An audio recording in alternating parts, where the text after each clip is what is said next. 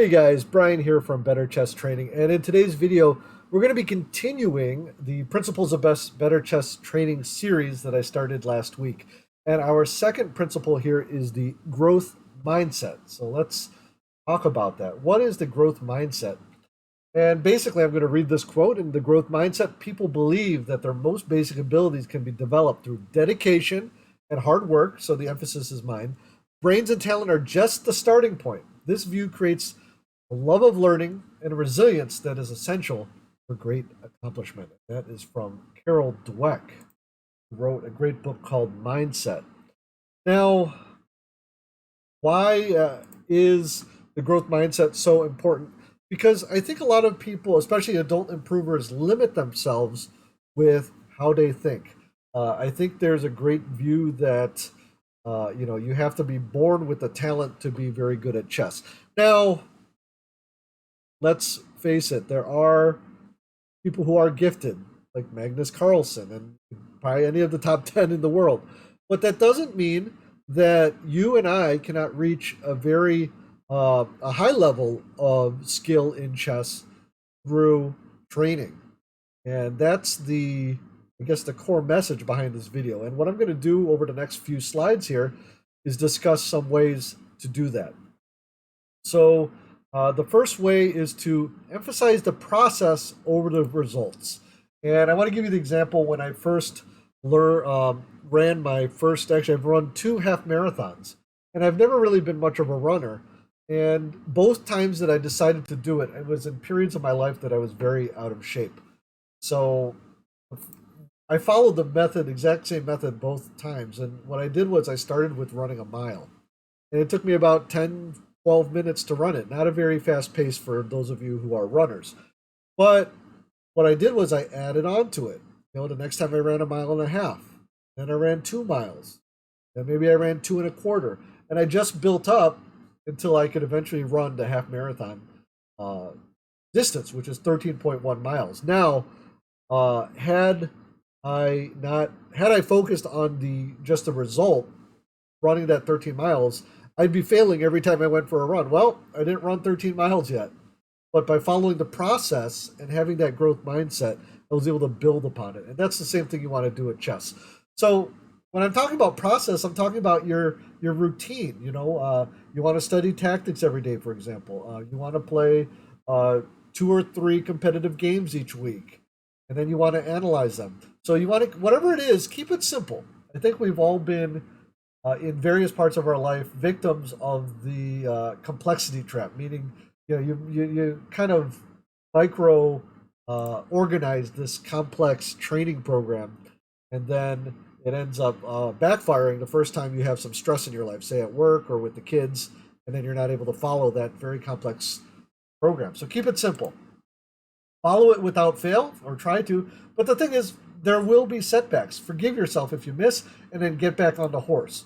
So for example, with my running, if I missed one workout, maybe because I was busy at work, as long as I got up and did the workout the next day, I really wouldn't lose any progress. Similarly, if you're trying to do your tactics training, let's say you're following the woodpecker method and you miss a day because of some other responsibility, or you're just lazy that day, the key is to try to get back, okay? Get back on the horse. Okay, so focus on the process over the results. In concert with this is to seek small wins, okay? Following your routine, for example, if you follow it for a week, that's a win. If you follow it for 2 days, if you've never done that, that's a win.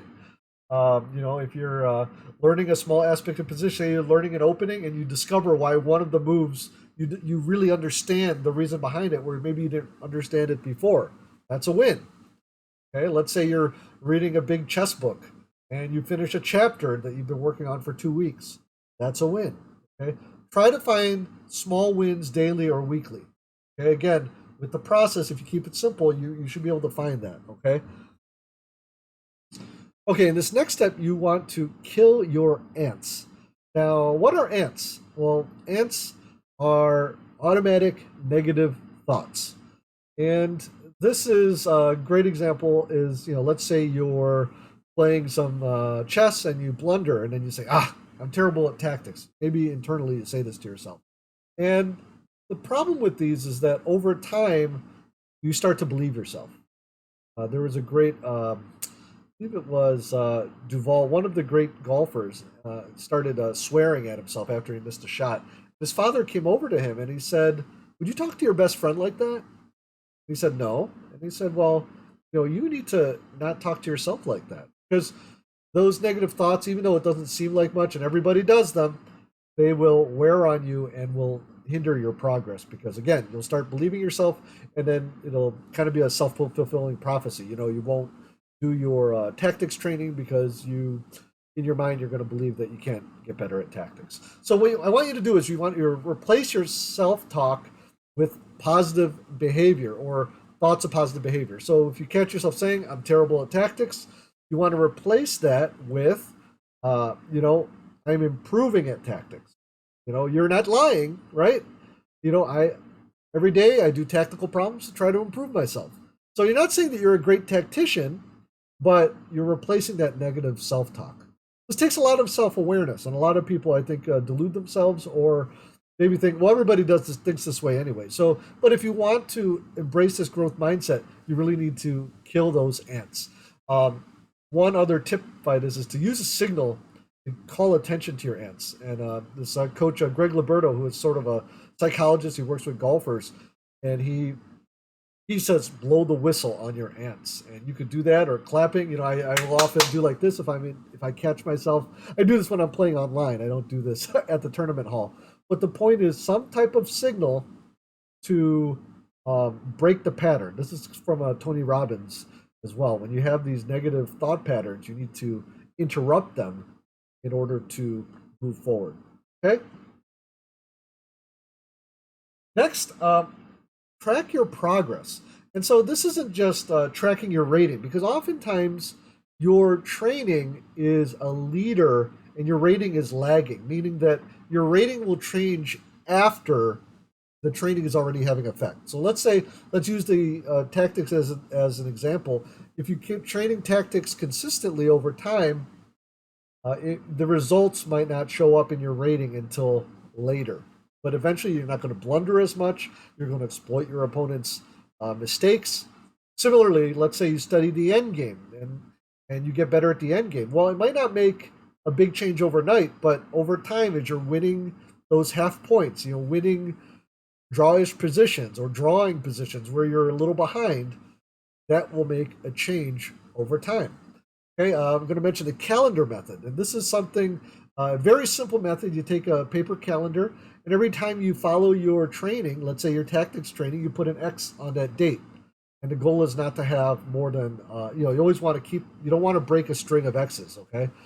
So again, it's about developing habits, but you want to measure your progress. And the other one I want to mention is keeping a notebook or a journal of good moves. So a lot of people, on Chessable, when I make mistakes, I'll capture that position and I'll put it in Chessable so I remember.